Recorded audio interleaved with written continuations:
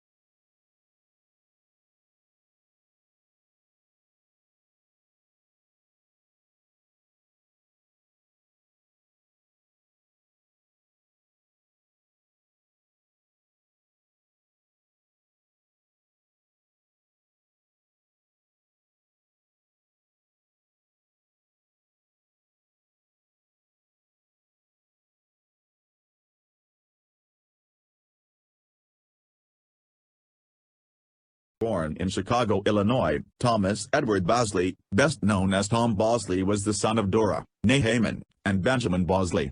Although well known for playing a Catholic priest and Protestant patriarchs, Bosley was actually Jewish. He attended Lakeview High School in Chicago, and served in the U.S. Navy during World War II. While attending DePaul University in Chicago in 1947, he made his stage debut in our town with the Canterbury Players at the Fine Arts Theater. Bosley performed at the Woodstock Opera House in Woodstock, Illinois, in 1949 and 1950 alongside Paul Newman. In 1955, he was the Knave of Hearts in a TV airing directed by George Schaefer of an adaptation of Lewis Carroll's Alice in Wonderland. He also appeared, uncredited, in an episode of TV Reader's Digest, as a silent man in the Studebaker commercial.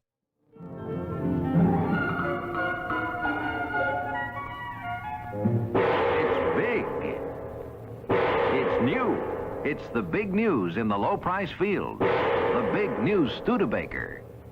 Look at it. Imagine yourself at the wheel of a big, handsome, new Studebaker. Just imagine. Luxury you can afford. Come see the standout car in the low-price field. It's the most exciting new concept in automobiles. Craftsmanship with a flair to bring you this new big Studebaker President V8. Here indeed is a car to dream about, truly distinctive with its look of sculptured steel. Inside, luxury unequaled, matching two-tone colors in washable vinyl fabrics, exclusive flight-style instrument panel, and roominess that means true comfort. From any view, you see the smart sweep of its lines, bigger, longer, wider. A bold, important look, so perfectly suited to modern tastes. Dream once again of craftsmanship with a flair and see the Golden Hawk, star of Studebaker's fabulous new sports car series, pace setters for style and performance.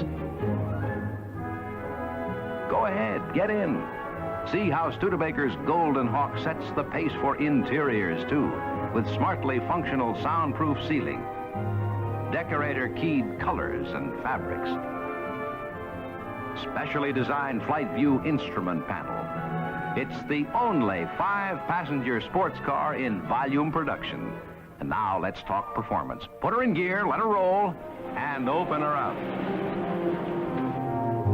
that's what we mean by Sky Power Performance. And with all 5 big new Studebaker series to choose from. 3 magnificent new presidents. 3 big new commanders. 3 handsome new champions. 3 big roomy station wagons. And 4 sensational new Studebaker Hawks. And all bearing the stamp of craftsmanship with a flair to make Studebaker the standout car in the low-price field. Be a standout yourself at the wheel of a big new Studebaker at your Studebaker dealers now. In 1958, he played the part of a villager, a prisoner and an Indian in The Power and the Glory on Broadway. In 1959, Bosley played the part of DuPont DeFord Jr. in the episode Thieves' Carnival from the TV series Play of the Week. He also played the part of Scrub in The Beau Stratagem on Broadway. But most importantly, he was Fiorello LaGuardia, the protagonist of the musical Fiorello, on Broadway as well. This performance earned him a Tony Award. Building that I shared on Central Park West, and it was just 2 apartments on the floor. And this all started really with the elevator man in that building. And he said to me, you know, across the hall, the apartment was owned by Arthur Penn, well-known director. And he wasn't there. He had it leased out to Hope Lang and Don Murray, who were married at the time and working in the theater. He says, you know, they're going to do a production of Fiorello LaGuardia, show about LaGuardia. He says, you look so much like him. He says, you ought to get an agent to submit you. Describe who LaGuardia was. He was the great mayor of New York City from the late 30s right through the mid-40s. And the city loved him, the people loved him. He was an independent. He didn't play politics with anybody. If there was a strike, negotiations, he'd lock them in a room and wouldn't let anybody go home until it was settled. He was that kind of a guy. Went to all the fires. So they had been trying to find someone to play it because there had been talk at one time of doing a straight play about him. And that disappeared. And Arthur Penn was originally scheduled to direct this. They couldn't find anybody to play it. And I'd forgotten all about now what this elevator man had told me. And I had done some summer stock that summer, and an agent. I wasn't signed with an agent, but he handled it. And he called me up one day and he said, I'm going to send you up for an audition. They're doing a Broadway musical of Fiorello. LaGuardia called Fiorello. So I went and I read, and they thanked me, and then about a week went by and I got called back again, and they thanked me. And I got called back again, and the agent kept saying, he says, I think you're getting close to this. I said, I don't understand it. They said, they're not going to give me the lead in a Broadway show. I've never been on Broadway. I said, that's a tremendous responsibility. And then when I was waiting to audition, go in the last time, I see this guy get out of the car to go run into the theater. He looked more like LaGuardia than LaGuardia did. But to my surprise, when I got on the stage, he was in the pit playing the piano for someone. Well, that's what happened. And they said, they called me up and said, the part is yours. Wonderful. And that was a 2-year run, right? Just short of 2 years. 1959 started? Yeah. Mm-hmm. And you won a Tony for that, correct? Yes, I did. Great thrill. It was. It was just exciting.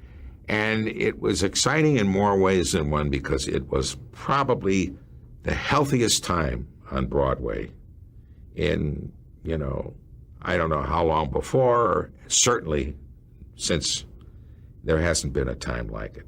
Everybody was in successful shows.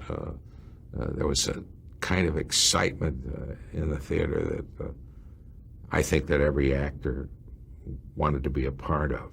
And it was great. And I did, I think, 6 shows in 6 or 8 shows over a period of time. And even though a couple of them were bombs, it was just a great thrill. And I met my first wife there, and we got married. And was beginning to start a family, so all that was... In 1960, he was Freddie Ziegler in the episode The Case of the Radiant Wine from the TV series Diagnosed as Unknown.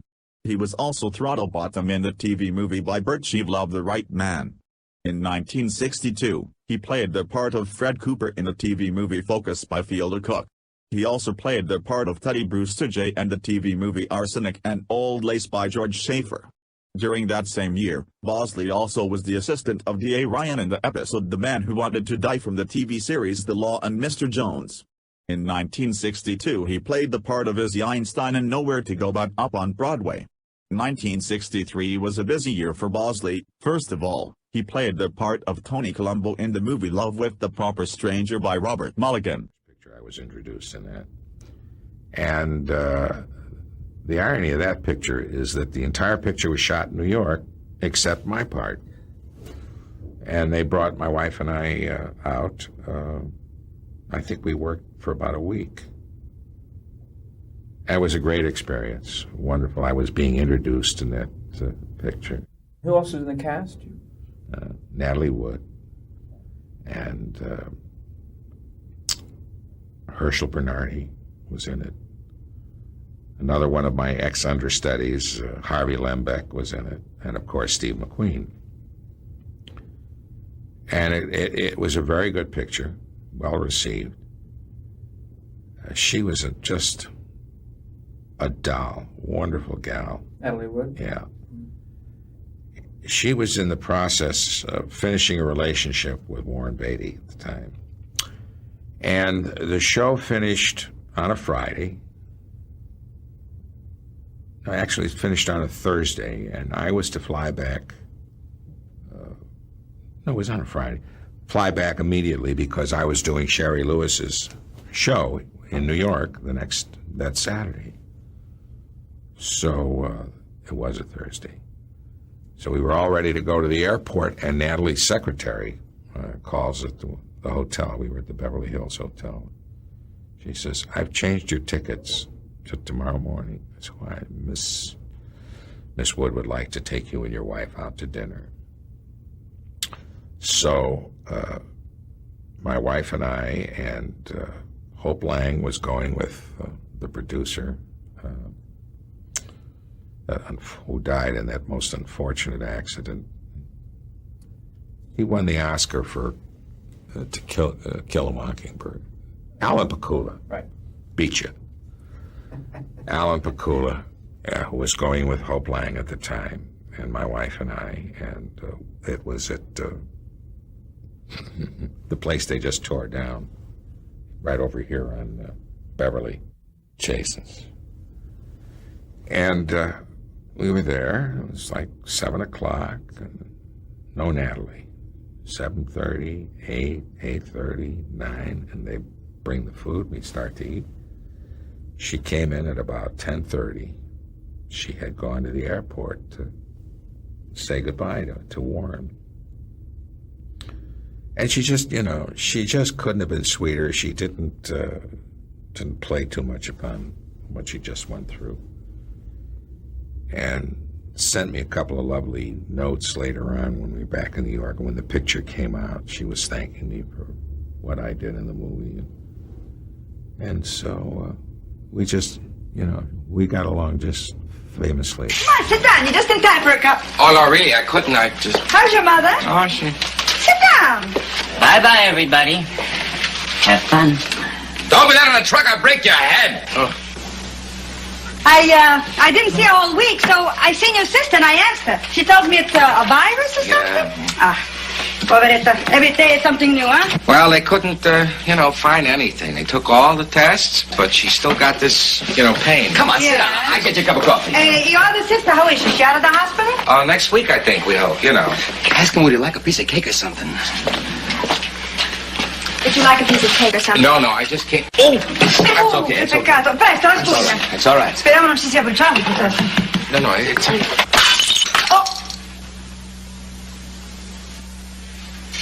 Oh. It's all right, fa niente, una più, una meno. Angie. It's nothing. I'll fix it. So, how's everything in the restaurant business? Well, you know, one day it's pretty good, and the next it's, you know, it's... Oh, look, let me do that. You'll cut your finger. No. I'll fix it. Thank you. Hey, Dominic, come on. We go in the other room, and we close the door. On the couch, I wouldn't trust him 5 minutes. But in the kitchen, what can happen? Come on, andiamo, vai.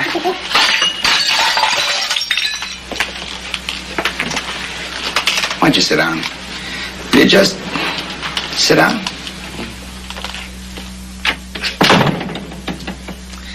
If I sit down, I'll probably break the chair. I don't know what it is. You ought to see me during the day. I got 10 or 15 hamburgers going. I got Franks on the grill. White down, wheat down. Scrambled pear in the skillet. I don't know. With this hand, I'm breaking lettuce. I just don't know what it is. Well, all you have to do is just look at me and... What's the matter? What happened? Look, I better ask you what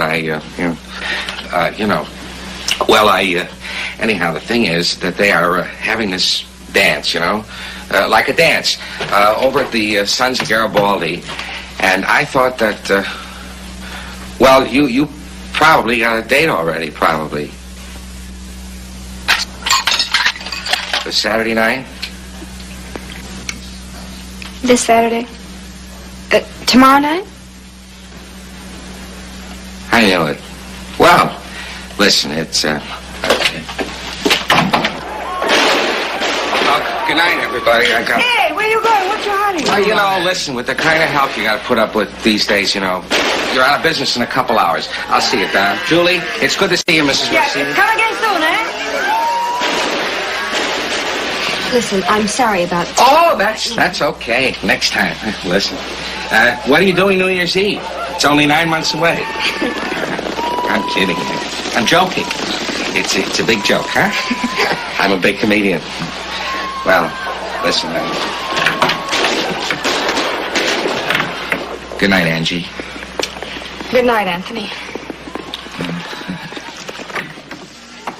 In addition, Bosley played the part of the judge in the episode Golden Lads and Girls from the TV series Naked City. He also played a part in 2 episodes from the series Route 66. He was Jim Horst in Soda Pop and Paper Flags and in Summer Klein in Same Picture Different Frame. Between 1963 and 1964 he appeared in The Nurses. He was Clarence and Mr. Ross in the episodes The Witch of the East Wing and Rites of Spring. On Broadway, he was Vince Brinkman in Natural Affection. In 1964, he played the part of Frank Boyd in the movie The World of Henry Orient, directed by George Roy Hill. Wonderful cast, wonderful director, George Roy Hill.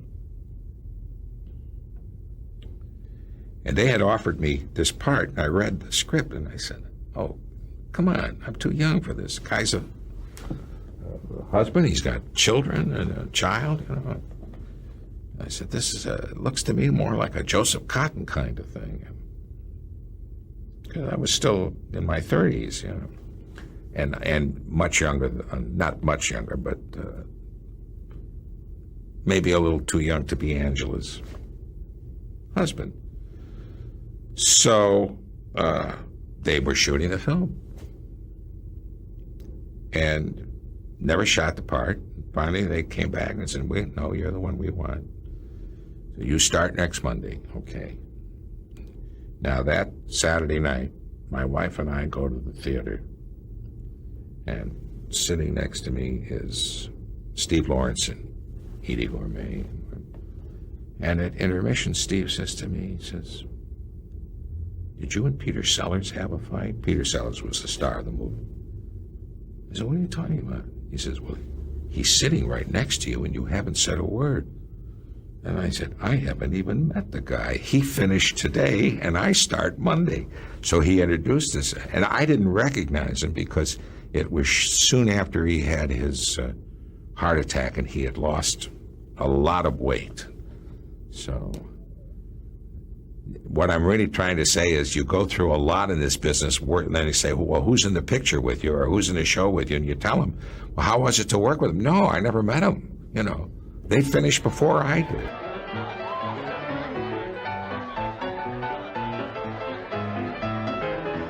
Merry Christmas, everybody. Hello, I'm Marion's mother. Hello, Marion. How are you?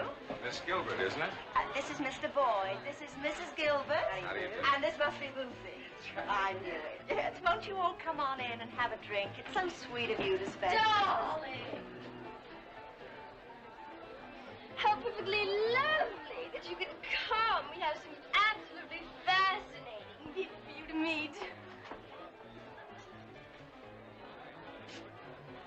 Very. He also was the son in the TV movie A Very Close Family and Howard in the episode The Gambling Heart from the TV series The DuPont Show of the Week. On Broadway, he was Caboche in A Murderer Among Us. In 1965, he played the part of Henry Markham in the episode All Brides Should Be Beautiful from the TV series Dr. Kildare. He was George William Norris in the episode George W. Norris from the TV series Profiles. Encouraged Timothy Michael McMurrow in the episode Did Your Mother Come From Ireland? Ben Casey from the series Ben Casey and Charlie Berry in the episode The Bums Rush from the TV series The Defenders. Plus, he performed in Catch Me If You Can on Broadway. In 1966, he was Percy Vandercook in the episode Touch and Go from the series Jericho and Quantum in the episode The Faustus Affair from the TV series The Girl from UNCLE. In addition, Bosley became father for the first and only time in his life. On July 26, Amy Bear was born. Her mother was Jane Elliott, who had been married to Bosley since 1962. In 1967, he was Farley in the movie Divorce American Style directed by Bud Yorkin and Meriwether P. Newberry and Bang Bang Kid directed by Giorgio Gentili. In 1968, he was General Roscoe Pennypacker in The Secret War of Harry Frigg directed by Jack Smite and The Family Doctor in Yours, Mine and Ours directed by Melville Shavelson. There's a man in my room trying to take everybody's temperature. Oh, good heavens. All right, come on, let's get organized.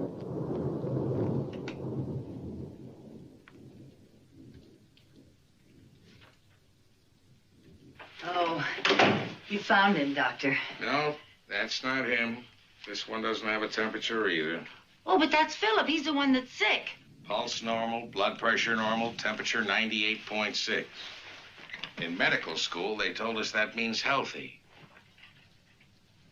Philip? I feel better now. He's a good doctor. Good news, Mr. Beardsley. Your son's not sick at all. Oh, great. But keep it quiet. I'll never get the C's and D's back into B. Yeah. Oh, Sorry. would you do me a favor, please, and call my wife and tell her I'm on the way home? And tell her thank you, huh? For what? We don't have any children.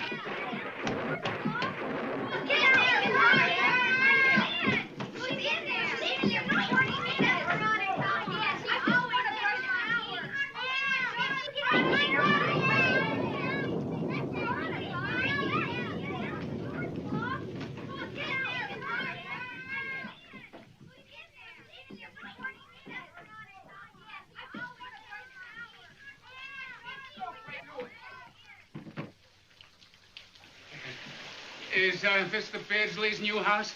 We've come to deliver the babies. Oh, have a heart. Leave him on somebody. Plus, Bosley was John Clanton in the episode Ring of Steel from the series The FBI and Emil Farkas in the episode The Farkas Fracas from the series Get Smart. Between 1968 and 1969 he also appeared in 2 episodes from the classic TV series Bonanza. He was Titus Simpson in The Last Vote and Hiram Peabody in A Lawman's Lot Is Not a Happy One. Finally, on Broadway he played the part of Hyman Kaplan in The Education of Hyman Kaplan. In 1969, he played the part of Nat Trumbull in the episode Crime Wave in Buffalo Springs from the TV series The Virginian, the part of John Wells in the episode A Run for the Money from the series The Mod Squad, and the part of Tiny Baker in the episode A Matter of Humanities from Marcus Welby, M.D. What Hollywood is all about. I was doing the wonderful Night Gallery script that was Rod Serling's last show. And it was with Joan Crawford, it was actually 3 stories, and a young fellow by the name of Steve Spielberg was directing his very first production. I won't get deep into that now. So we were having some problems because Miss Crawford was incarcerated in her dressing room for very long periods of time, and we couldn't get her out on the stage. Joan Crawford is who I'm referring to.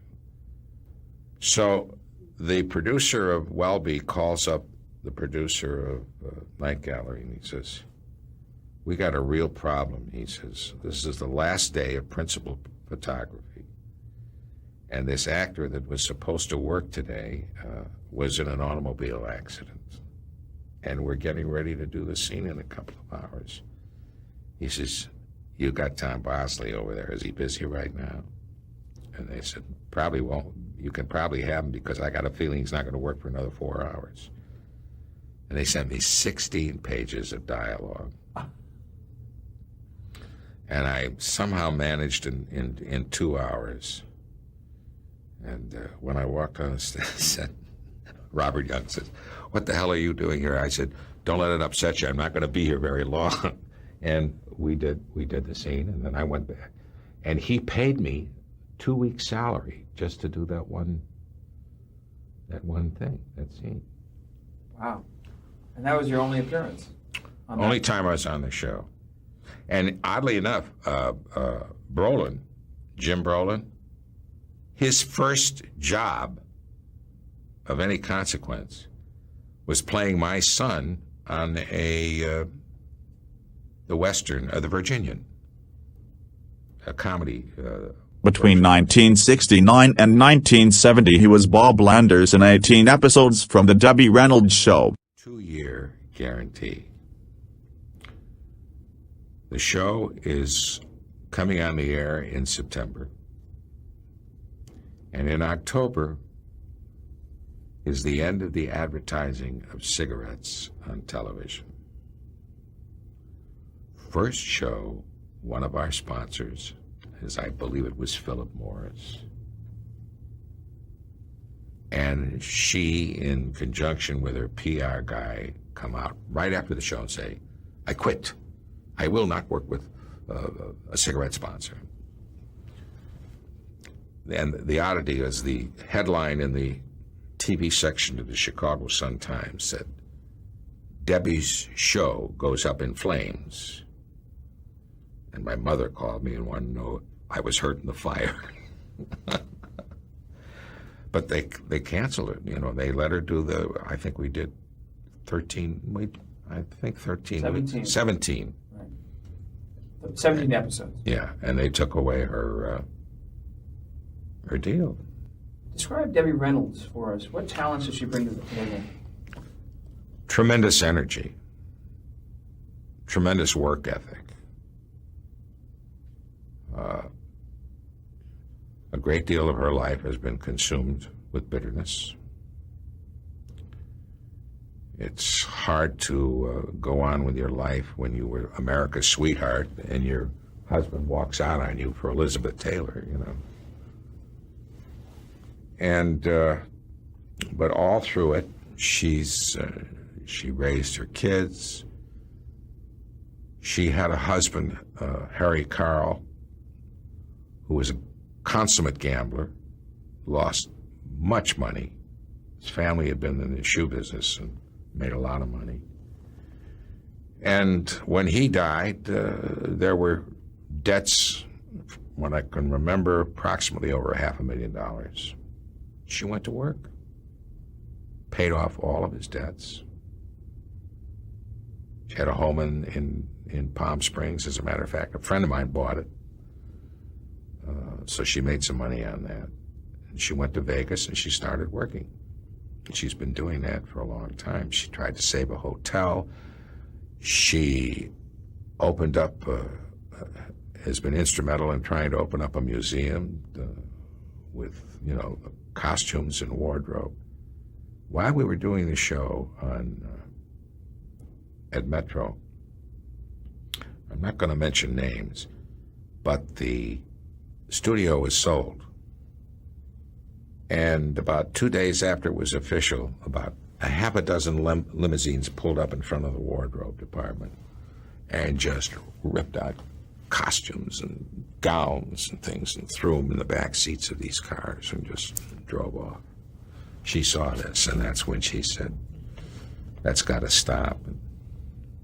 So she's been working very hard for that.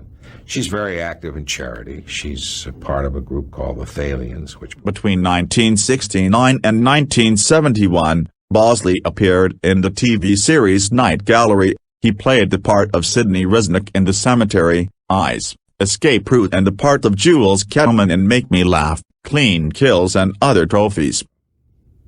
I'm sure everyone knows the history of Steven Spielberg sitting in Universal for probably 6 months with his name on an empty office door and setting up telephones and everything. He had done a student film that they were very impressed with. And Rod Serling wrote this script for, as I understood it, for Bette Davis and Marty Balsam. And Marty couldn't do it, and she didn't want to do it. And it was the story was basically about a very lowbrow guy who owes the mob about $8,000 in gambling costs, and she's a wealthy woman who's blind and can buy anything, and she's buying a doctor to perform surgery so she can see. And so this character sells his eyes for $8,000. Very stunning show. So Stephen was amazing. He was 21 years old. And as I said, Miss Crawford was indisposed for much of the shoot. And this kid was doing masters was doing close-ups without masters. And I had one scene where I'm on a merry-go-round, and the guy who I owe the money to makes it go faster and faster and faster. And I said up front, I said, Stephen, I don't take to this very well. I said, I would appreciate some Dramamine. Well, he gave me a couple of phony placebos. I don't know whether it was aspirin or what. I got so sick. And I said, when it was all over, I said, I think I'm going to kill you before you get famous. I mean, I was ready to throw up right on the screen. But then when I saw it, I'm not used to having to do that kind of stuff. At least I wasn't at that time. So, but it was a wonderful experience and a very successful show. So even then, Spielberg knew what he wanted? Oh, gosh. Was his greatest attribute, do you think? I think so. He really approached it, and then, of course, the rest is history. You can't judge a person on the basis of working with him on his first thing, but we all know what happened. As a matter of fact, I'm getting ready to do a film with a young director who wrote the film, and I think it's going to be sort of a similar situation, I hope, that he's going to be that strong enough. Let's describe for something you said earlier. He was shooting close-ups without shooting masters, which indicates what? Well, it indicates that you can't do a large shot, a master shot, with everybody that's involved in the scene. In this case, Miss Crawford wasn't there on set. That's correct. Right. And other actors, Barry Sullivan played the doctor in it. And so consequently, when you shoot a master, then you go into close-up. You cut what's called coverage, whether it's a two-shot with somebody or a single. And so he had to know exactly what his close-ups were going to be because he wasn't able to shoot the master shots with Miss Crawford.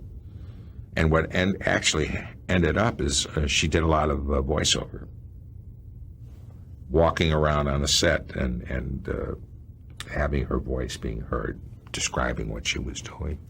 When she did appear on stage, what was the atmosphere like? How was that experience like? She sent a note to me, like the second day, and she said, so glad you're doing this with me. We had done one of the Route 66s together, And she says, what happened to the scene, our wonderful scene? And I had to think for a minute. There was no wonderful scene. The only time these two meet is they pass each other on the gurneys going in for surgery to remove his eyes, you know. So I just sort of humored it. I said, well, they must have cut it out. And that was my whole relationship with her, was that 5-second phone call into her dressing room. But that's... In 1970, Bosley also was Cookie Moharg in the TV episode The Gunboat Incident from the series The Bill Cosby Show, George in the episode Breakdown from The Most Deadly Game, and by Not Cheap and by 9, Out by 5 from the series The Silent Force. Between 1970 and 1973 he played in the series Love American Style. He was Dr. Y.A. Harrison Love in The Uncoupled Couple, Jack Smollard in Love and The Artful Codger, Harry Boyd in Love and The Old-Fashioned Father, and Alan Walker in Love and The Comedian. Between 1970 and 1971 he appeared in the TV series The Name of the Game. He was Charlie Reed in A Love to Remember and Maury Tate in Seek and Destroy. In 1971 he played the part of Jack Berger in the TV movie A Step Out of Line. Steve Shagan's script, and he later became a very successful novelist. And it was with Peter Falk, Vic Morrow, was it Peter Lawford, was he the third one? And myself. And it was about 3 guys who decide to rob a bank, the bank in San Francisco that has all the... And Peter is I have a wonderful story to tell you. Peter is a insurance agent, and I play his boss. And we shot this in San Francisco. You know the insurance building, the pyramid? You see it every time you see a shot of it. That had just been finished, and we were shooting in the building. And I came in on a Saturday, I believe, and was going to go to work right away. And the director, whose name, McAvity, one of the McAvity brothers. Right, Bernard? Yeah. He calls me aside. He said, how well do you know Peter Falk? Well, I said, I've known Peter for 30 years, maybe. He says, can you get him to change his clothes? I said, what do you mean? He says, well, he's been wearing the same suit. And this is before Columbo, by the way. He's been wearing the same suit. He's got another suit that he's supposed to wear, and he just doesn't do it. So I said, well, I don't know what I can do. I said, I'll try. And here we are in this office room sharing, that's a mutual dressing room for us. And they had the kind of windows that go like this. And I opened up, picked out the suit that he was supposed to wear. And I said, gee, Peter, I said, is this your other suit? He says, yeah, I'm not going to. I said, you know what? I got to take a better look at this because the suit I'm wearing is very close to this. And I stood by the window and I let go. And he comes running. Oh, no, I'm sorry. This was the suit he's been wearing. And he runs to the window, and it was so funny because you look out the window and you see, San Francisco, the wind is going, and the pants is going one way, and the jacket's going. And I said, geez, Peter. I said, I'm so sorry. I'll go down and get it. No, I got another suit. I'll wear it. Plus, Bosley was Johnny Cavanaugh in another TV movie, Vanished, Ferdy in the episode Samantha's Magic Mirror from the series Bewitched, Henry Matula in the episode Blind from Mission Impossible, the used car dealer in the episode Used Car from the series Funny Face, Herb in the TV movie Congratulations It's a Boy, Stanley Miller in the episode PSST, Wanna Buy a Dirty Picture? From the TV series Sarge, Mr. O'Hare in the episode A Home Is Not a Home Yet from the new Dick Van Dyke Show, Mr. Jones in the TV movie Mr. and Mrs. O. Jones. In 1972, he played the part of Dr. Katchatrian in the movie To Find a Man. In addition, he was Goodrich in the episode The Paint Job from the series Me and the Chimp. Plus, He played the part of the mayor in the TV movie Bobby Joe and the Good Time Band. He was Dr. Galinsky in the TV movie No Place to Run. He played the part of Steve Corbett in the episode The Graveyard Boat from the series Banyan. Albert in the episode The Eyes That Wouldn't Die from the series The Sixth Sense. Bert Quinn in 11 episodes from The Sandy Duncan Show. Between 1972 and 1974, he was the voice of Harry Boyle in 48 episodes from Wait Till Your Father Gets Home. In 1973, he was Gibson in the episode Black is Beautiful from the TV series Temperatures Rising. In addition, he played the part of a Howard,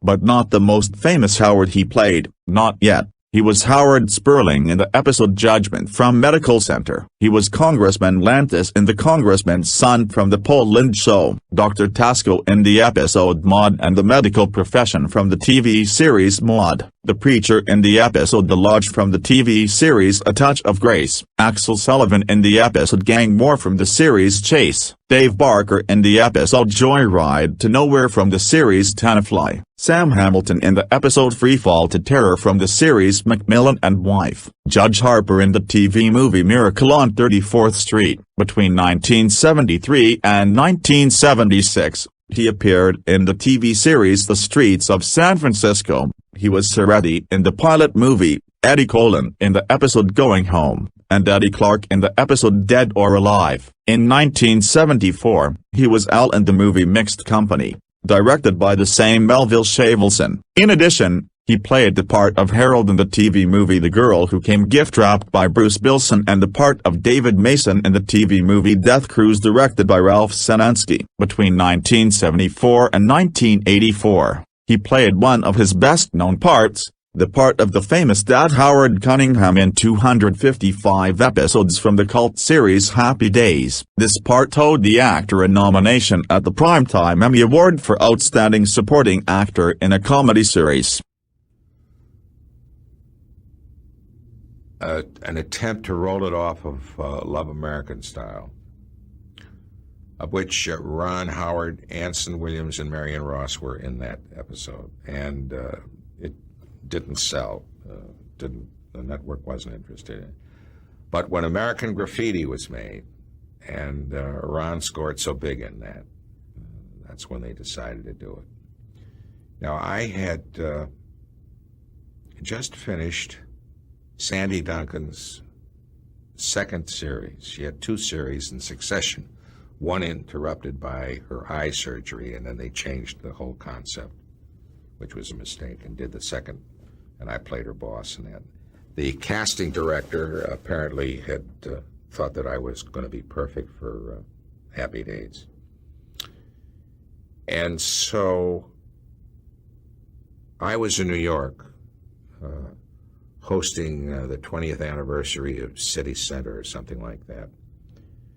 And my agent calls me up and he says, there's a script waiting for you at the hotel when you get back. He said, look at it. And I looked at it. When an actor is waiting for the new TV season and he's hoping for a series, he's somewhat reluctant to take the first one that comes along. Because, oh, why didn't I take that one? That's a much better one than this one, you know. But for some strange reason, there was one scene in the pilot between the boy and his dad where they're sort of talking about him meeting a girl, and he's in the shower, and I'm sitting on the toilet seat talking to him. And I said, yeah, this is really interesting. This is good writing. So we shot a pilot in October. Thanksgiving Day, we get a phone call. The show has been sold. We go into production immediately, and the first show will be on the air on January 15th. This is already the last Thursday in November. It's less than 2 months. We go to Paramount on a Monday. You won't believe this. The AD died on Friday, the assistant director. There was no producer, no executive producer. A couple of the writers were knighted You are the producers. And we were one camera when we started. They had no scripts. We were shooting 3 pages of this episode and 4 pages of this episode, and we were changing clothes every 5 minutes.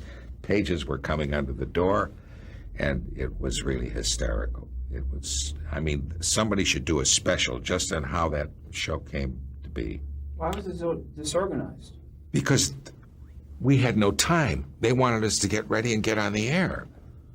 We didn't have any scripts in advance. You know, you can't say the show was sold on Thanksgiving Day and you go to work and have 8 shows ready by the 15th of January. It's just impossible. But we did it. And a lot of the shows there, we did all the masters, came back, did the close-ups when we needed them. And I love doing it one camera. It's much more restful to do it, and you can, I think you do a lot more with the characters. You have a little more time. But we were doing some wonderful stuff about, you know, Richie's first date, Richie's first drink, Richie's first car. And of course, the character of Henry Winkler's Fonzie was just a guy who sort of hung around and said 2 words at a time. We did 39 shows in a year, first year. We became a hit, and, you know, they always say, how come it was such a big hit? And really, it's an easy explanation, because we did a show in the 70s about the 50s. Parents, the kids were seeing their parents grow up. I used to get calls from my nephew at the University of Illinois, and he'd say, Uncle Tom, he says, there must be 100 people here in the study watching the rerun. And then we realized that the parents were seeing themselves grow up. So it really became a show for everybody. And there are very few shows that have just continued to be shown around the world as to this day. It was easy. My brother, he raised 3 kids, and he's much saner than Howard Cunningham is or was, but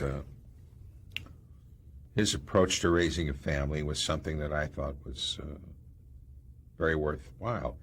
And I think we all drew on our families. We came up with suggestions for stories, incidents that happened in our lives, and they bought it. Describe what the show was about. The show was about a family.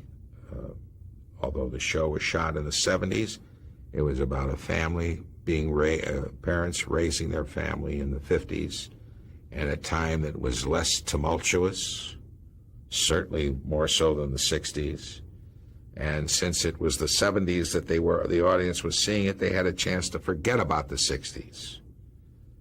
And what happened was the kids, the teenagers, my nephew called me from the University of Illinois one day, and he says, you're not going to believe this. He says, there's about 200 kids in the study hall here watching your show.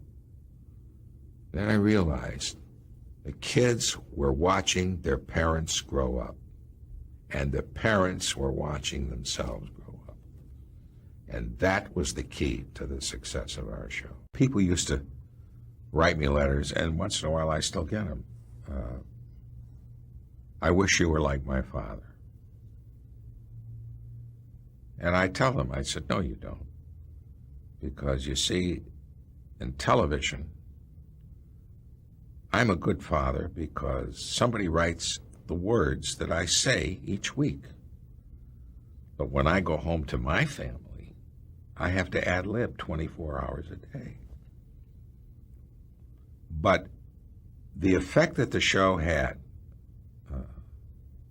we had a lot of, one time I'll never forget, we were rehearsing a show and the phone rang, and it was the police in Indianapolis, Indiana, that a kid was on a roof, the roof of the jail, and was going to kill himself and wanted to talk to Fonzie. And Henry talked to him for 20 minutes. We just stopped doing everything we were doing. And they got him down. He came down. And we had that a lot. Personal requests. There was one gal, we didn't know anything about this. This was something Anson Williams did totally on his own. But this woman wrote him and said that her 8-year-old daughter had a crush on him and she was dying of leukemia. He brought her out. He brought the mother, the whole family out on his own, just did it. So that was something else that was good. Everybody had good hearts and good feelings on the show. Did you feel pressure of being America's favorite dad? No. Did you enjoy it? Sure, I enjoyed it. I don't know whether it helped me with my family. I mean, I had a daughter, and then in the last 3 years, I picked up 3 grown-up kids, stepchildren. So I had to become a different kind of a father all over again. That was in 1980, and the show closed out in 83. And aside, I think the networks were extremely generous to us by giving us that last year. It was their way of saying thank you for the 10 years. Because, we were a big force for ABC and a tremendous force for Paramount. We built their new commissary, their new restaurant, built all kinds of. Started out with 3. We got rid of the oldest son. We didn't kill him. We didn't... Gary used to tell the audience that when they asked whatever happened to Chuck, that was the character's name, by the way, played by a wonderful actor, and Gary would say, well, he's on a 12-year scholarship to the University of Outer Mongolia. What was his reply? O'Herlihy was his last name. His father was Dan O'Herlihy. And he works all the time, a working actor that played Chuck. I had a wonderful scene in one of the early shows. Chuck was the kind of son that does not respond to human life in his home environment. And I had this one scene where I wanted to talk to him. He comes down the stairs dribbling a basketball. And I'm talking to him. He never said a word in the whole scene. But with each bounce, I understood exactly what he was not saying. It really was a wonderfully, wonderfully sculptured scene. And we had a lot of those. Well, she's a rare one. If I had to name actresses that I've enjoyed working with in my entire life, I think she would be in the top 3. Thank God, from the time the show went off the air, she was involved in some wonderful, wonderful work. And so that there is a lot of great recognition for her ability. She's a happy person now. There's another case of a woman that raised 2 kids all by herself and, wasn't the biggest actress in the world until that show came. She'd done some work, but that made her a star. She's just wonderful. Since Ron Howard had another very successful show, Andy Griffith Show,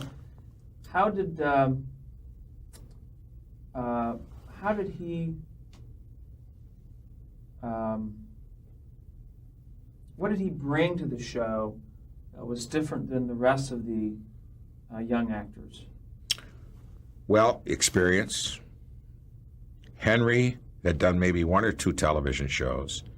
Anson maybe 1. I don't know whether Donnie Most had done any. And he'd been in front of the camera since he was this big. It was second nature to him. Ron Howard is a very rare individual in this business. Great parents. Great parents who knew exactly how to raise him. He just lost his mother. And we went to a memorial.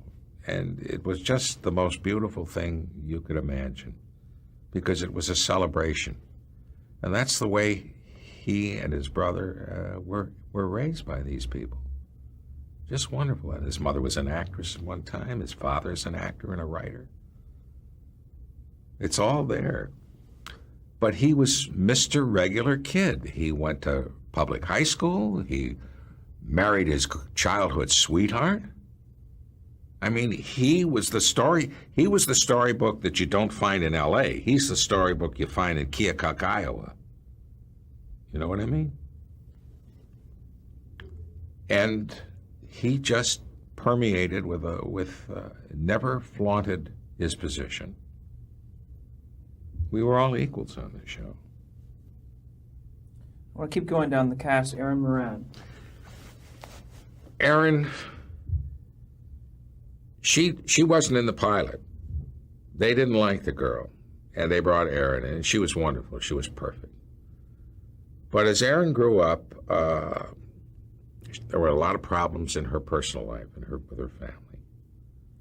And it's hard to say what the accumulation of all of this did to her, but she really got sick, I think. She also had a bad marriage.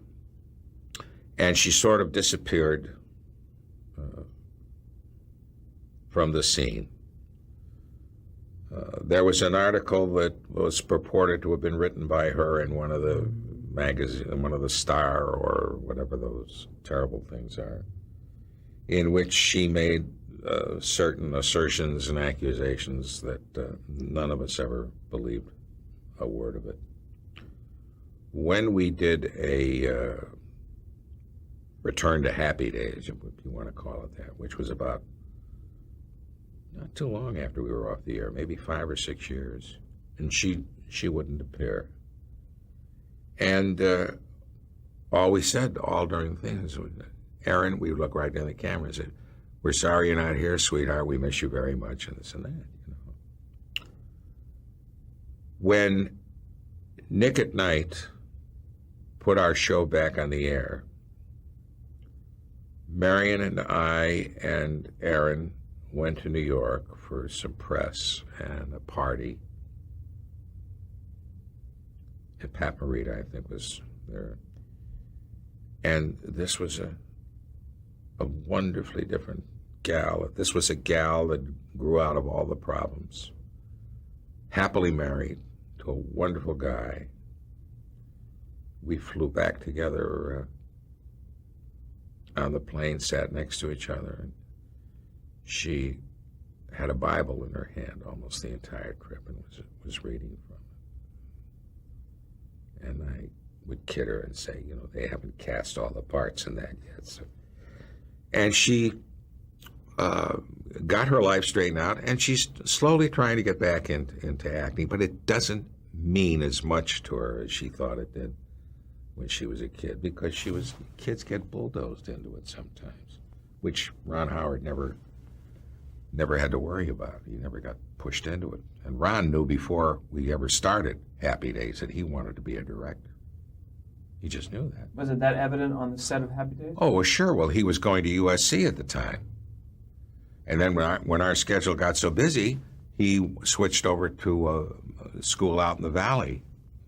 Just took less courses. But if you couldn't find Ron on the set when he wasn't working, you'd find him on somebody else's set watching the director or in the editing rooms. That's what he wanted. Henry Winkler. You mentioned him earlier. Describe Henry as an actor and for that role. Henry was perfect for that role. I mean, if you had interviewed Henry Winkler with his background, you probably would have never even considered him for that role. Highly educated, comes from a good family, European background, went to Yale. Henry used to say that when he was a kid in New York, he'd come over after school into Central Park where the Broadway shows had a softball league. He said, "I used to see you play softball there all the time."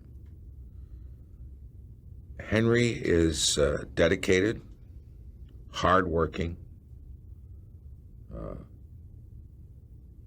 always faced whatever challenge came, handled his success really wonderfully well, and is an extremely charitable person. He got married during the show and raised a stepson and then had a couple of children of his own. And I think the wisest thing that he did when we were finished was he laid off acting for a while and went into production and went into directing. He had a deal either with ABC or with Paramount, I don't know. And he's still doing those things. And he'll act, I believe he's on Broadway now, or soon to be on Broadway, in the Neil Simon play, which they tried out here. And very involved with kids. He's works very hard with McLaren Hall, which is handles kids that are disturbed and had problems with the law. So, you know, what more can you say? Were there ever discussions about the Fonz being, since he in essence was the kind of like the dark side of that show, potentially, was there discussions about how far to bring that character, or was that not even a... I don't think so. I mean, he did some great things in controlling his own limits as to what he felt the character could do. He's an anti-hero, and he never hurt anybody. The character Fonzie never hit anybody. And, you know, in a way, there was a moral to every situation that when the show really involved his problem or whatever he was in totally, there was always a moral to it. It had to come out right. You know? And he's very much that kind of a person. You know, he'd come from Broadway as a very young man, like about 26 years old. He wins the Tony on Broadway as Fiorello. People who saw that never got to get over it. He was such an anchor. He was such an anchor to our show. He's a very strong presence and a very, very smart guy. And knew the construction of jokes, and he loved being the father to this family. He was a father to all those boys, give them advice, and he knew all about sports. So he would talk sports forever, those guys. And I loved acting with Tom because it would be his reaction to something I said that would make it funny. Like it's the Burns and Allen kind of thing. It's because I wouldn't particularly have a joke, but I would say something and then his reaction would be, it's perfect. If I had to name actresses that I've enjoyed working with in my entire life, I think she would be in the top three. Thank God, from the time the show went off the air, she was involved in some wonderful, wonderful work. And so that there is a lot of great recognition for her ability. She's a happy person now. There's another case of a woman that raised 2 kids all by herself and, you know, wasn't the biggest actress in the world until that show came. She'd done some work, but that made her a star. She's just wonderful. We were a family for 5 hours a day, 5 days a week. Really 4 days a week. And we experienced the same things that we did in our own families. I lost a wife. Jerry Parrish, our director, lost a wife. Ron got married. Henry Winkler got married. Anson Williams got married. I got married. So we had life, death, illness, everything, every emotional involvement we experienced. And I think that made what we had to do on stage stronger. We got very much involved in what we were doing. We did a show where they decided they were going to change Arnold's, you know, the restaurant. So we did a show where they're going to burn it down. And then by the next week, they'd have the new one there. We were not allowed on the set during the show. They had everything covered. And then they burned it while we were all in our dressing rooms. And we were then allowed to get ready to come out and do the next scene, which was walking in and seeing the carnage. And when we walked on that set, I still get goose pimples thing. You know. There wasn't a dry eye in the whole cast. It was like somebody just destroyed a part of our life. And it wasn't Tom Bosley's life, it was Howard Cunningham's life and Richie Cunningham's life and Fonzie and Ralph and Potsy, all of them. It was really devastating. I don't know how many other shows could do something like that and feel it as personally as we did. My wife says that my tombstone will read, "Here lies Mr. C, who used to be Mr. B." So I think that's probably what I'll be remembered for. Are you okay with that? Oh, yeah. As long as my kids remember me as Dad. What do you consider your greatest personal achievement?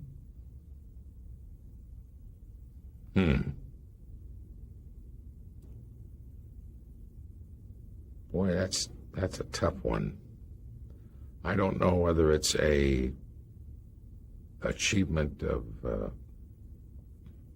professional work or an achievement as a father and a husband and a person, a son.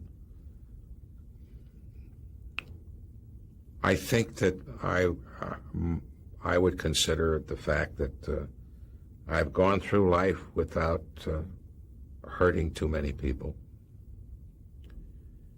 And I've always respected the rights and beliefs of other people.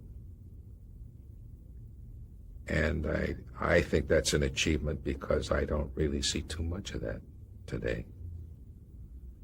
I think a great achievement was raising a motherless child from the time she was 11 years old until she was, well, fortunately at 14, I found another mother for her. So I got her through that. Being a father to my family and my husband is to me much more important than what I did in the business. Any of them any advice? Any? They'd come to me and say, "What do I do with my money? Do you think I should?" This of course was after a few years. Do you think I should put some money in a home? And none of them were married at the time. And Ron came to us one day and he says, "I bought some gold. Gold went up." I said, "Well, that's terrific." And I said, "Where have you got it?" He says, "It's in the trunk of my car." I said, "You put real gold in the trunk of your car?" I said, "Gotta get it out of there. You gotta take it to a bank, or there are gold repositories that will accept it for you."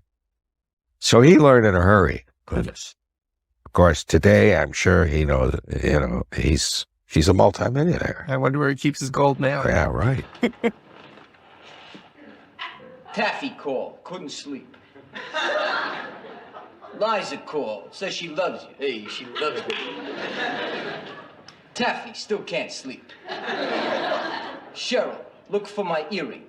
Look for your earring. Phone messages? Who took the... Oh, no, don't tell me. Oh.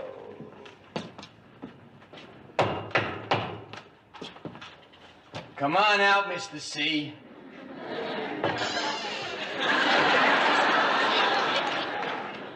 Hi, Fonzie. I guess you're wondering what I'm doing here, huh? Well, I left the phone number with the airlines. You see, all the flights to Tahiti are booked up, so they're going to call me if there's a cancellation. I guess a lot of guys turn 45 this week. So you're just gonna wait here for your phone message, huh? Yeah, you just go about your business. I won't get in your way. Oh, yeah. I'll go about my business. Now, my business is looking for you. Now, I don't mean to scold you, Mr. C, but I've been out all night looking for you. And so have my friends. And your family is worried sick. So why don't you just go downstairs to be with your wife? Shh, no. I don't want them to find me. Now, look, I told them I was going to Tahiti, and they laughed at me. All right, now let me just ask you one question. What are you running away for? You wouldn't understand. The Fonz wouldn't understand? The dear Abbey of Arnold wouldn't understand? How can you understand a man whose whole life has been dull, huh? A man that's had no dreams. You with your 10 telephone messages, how could you understand? Oh, what's the difference? You're the Fonz, and I'm Cookie Cunningham, and I'm 45 years old, and I'm never going to do anything great. Now, how could you understand that, huh? Let me tell you something. I understand you're 45 years old. I also understand that you're wrong. You do something great every day of your life. You take care of business, Jack. You take care of your family, your wife, and your kids. Anybody can do that. Poppycock. Huh? I know an old man who split when I was 4 years old. Your father? You know what he left me? He left me a strong box and no key. I had to run over that thing 3 or 4 times with my tricycle. And I finally sprung the lock. You know what was inside? Yeah, the key, and that's it. Well, my family isn't going to have that problem. Look at this. I want you to see that Richie gets all of these things, huh? There, regular savings account, emergency account, kids' college fund, huh? Look at this. Paid up life insurance policy, homeowner's policy, and the keys to the store. Now, you give these to Richie. Tell him the store's got to be open every morning at 9 o'clock. The first thing he's got to do is turn off the alarm. Now, just leave me alone and let me wait here for my phone call. Hey, Mr. C, I don't think they're going to need the keys. Richie is going to sell the store. Sell Cunningham's hardware store? It took me 25 years to build up that business. My life's blood is in it. Yeah, well, he thinks he can get $3,000, $4,000, $5,000 for it. $5,000? What? He's crazy. That won't even cover the down payment. Oh, Marion wouldn't let him do that. Marion, she don't care. She's going to go back to school, finish her studies. Archaeology? Oh, she's got rocks in her head. She's got to stay home and take care of Joni. Joni? Don't worry about Joni. She's going to quit school in a couple of years and get married. But she's only 12 years old. 14. What difference does it make? Oh, my God, I haven't even gone yet, and the whole family's gone to pot. Hello? Yes, this is Howard Cunningham. Are you crazy? I can't go to Tahiti now. My family's gone nuts. What am I telling you this for? Just give the ticket to another 45-year-old man. Give me that stuff. I gotta go downstairs and straighten them out. I can't leave them alone for 1 minute.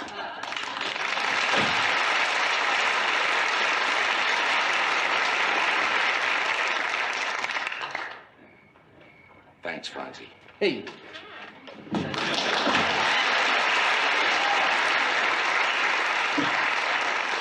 Now, what is that man going to do if I move?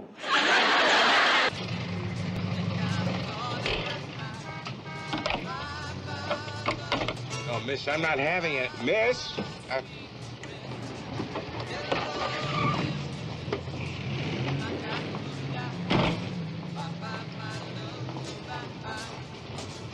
There goes my baby with someone new.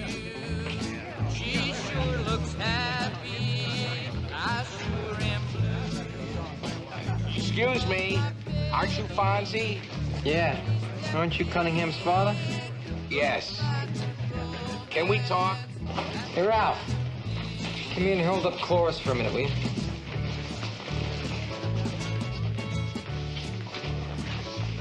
Hi, Mr. Cunningham. Hi, Ralph.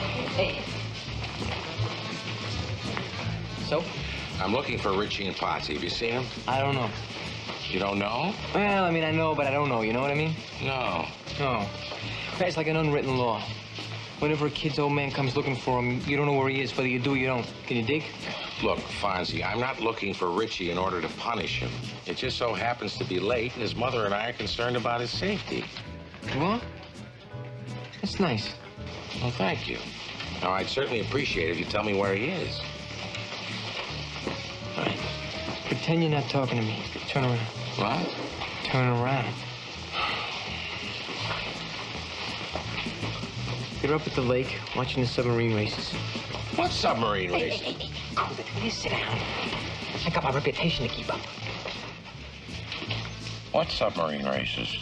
Well, I guess you would call it pitch and woo. Gotcha.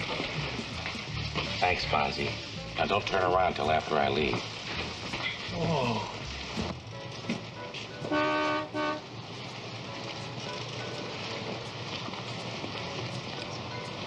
Miss, I didn't know it. Miss? And now, for your moment of leopard judgment. Oh, yeah, let it rip.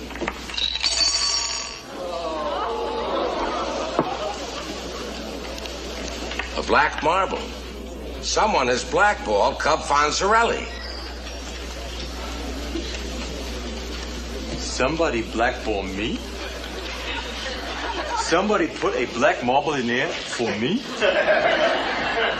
Who would do such a thing? Who cares? I'll give you $5 for it. Who would blackball Fonzie? I have no, wait a minute. It wasn't me. I didn't. No, not that. Whoa! What? Why are we chasing him? We're leopards now. It's our duty. Oh, good. Look, you chase him, and I'll go home just in case he shows up there. Right! Tell you one thing, I hope they save a piece of him for me. It wasn't Donald who blackballed you, Fonz. Mr. C, you tell me who it is and then dust off your funeral fez, all right? Yeah, well, I blackballed you. Wouldn't it be kinder to just drive a stake right through my heart? Fonzie, you didn't really want to be a leopard, did you? No, I didn't want to be a leopard until I saw what you did with the kids, you know. I thought that was great. Oh, yes, but the things you like about the leopards you already do on your own. The rest you hate. I would have seen it sooner if I had been so busy thinking about keeping my gold fez. What I can't understand is how you put up with it this long. Come on, it's got to be so obvious. Mr. C, I owe you. For what? You're not getting it. I don't think you understand here, Mr. C. Look, what I'm trying to say is, when I really want to talk to somebody, who do I go to? When I need advice, who do I go to? When I want to tell somebody that something happened, you know, and I want to tell them first, who do I go to? Mr. C, I love you.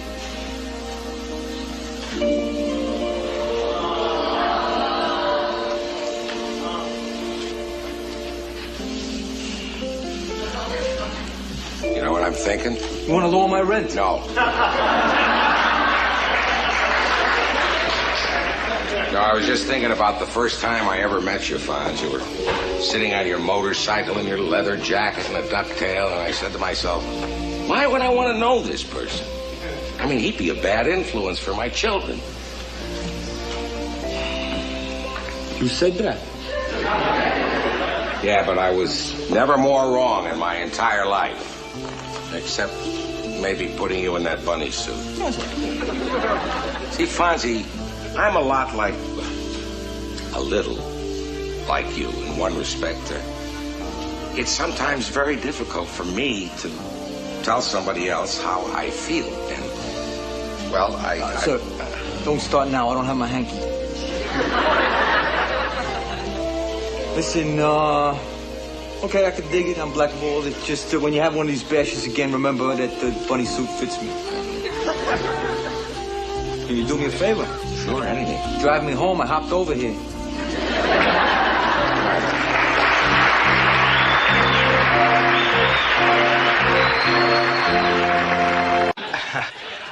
You know what? We were just gonna get up a little friendly little game here. Shazam! Will you look at that? Cards and chips and everything. Yeah, why don't you just have a seat? Well, thank you. Hey, you follow sports? Oh, yeah, sure.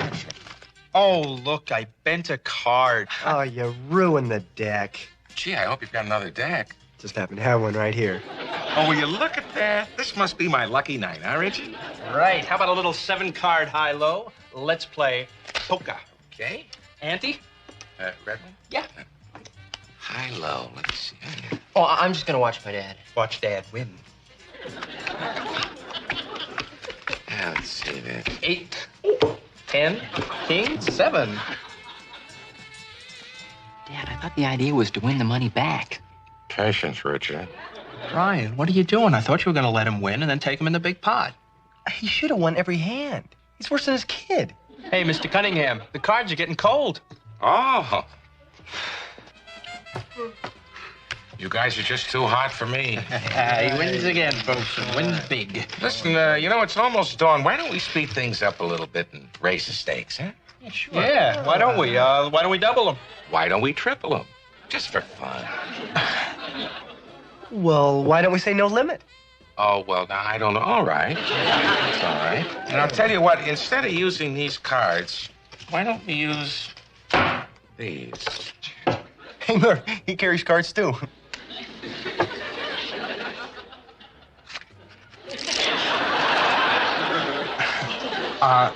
You know, I just remembered, we have to get up early tomorrow. We got early classes. He's got an early class tomorrow. Tell you what, why don't we all get up early tomorrow morning, huh? We can meet at the dean's office, and I can show him those funny little cards of yours. I'm in.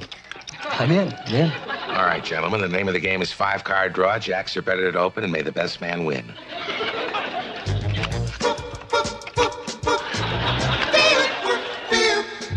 Come on, dear. Eat your breakfast now.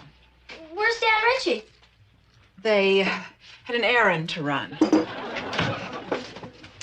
Good morning, Mary. Jody. They were out all night. You gonna ground them, Mom? Daddies are allowed to stay out as late as they want. The good daddies better not make a habit of it. Oh, thank you, Mary. What happened? Oh, well, Dad won all my money back. It's not your money, it's my money. What money? You can keep it, though, because you got to pay off your debts. But you and Potts, you're going to have to work a couple of weekends in the store, huh? What debts? It's none of your business, Joni. Why not? I'm one of the family.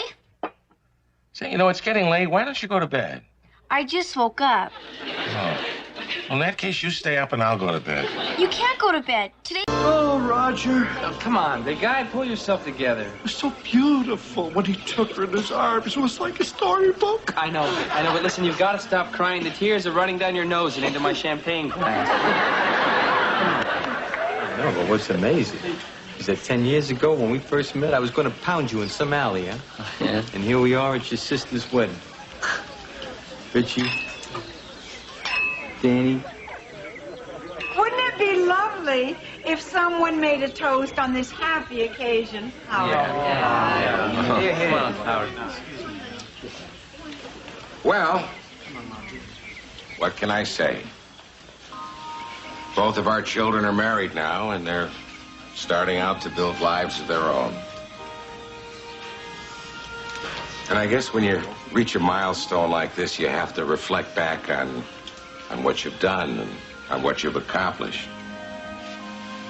Marion and I have not climbed Mount Everest or written a great American novel. But we've had the joy of raising 2 wonderful kids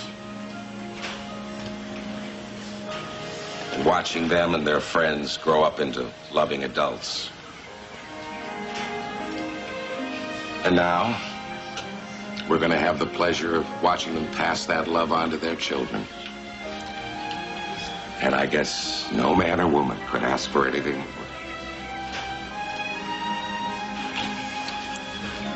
So thank you all for being part of our family. To happy days.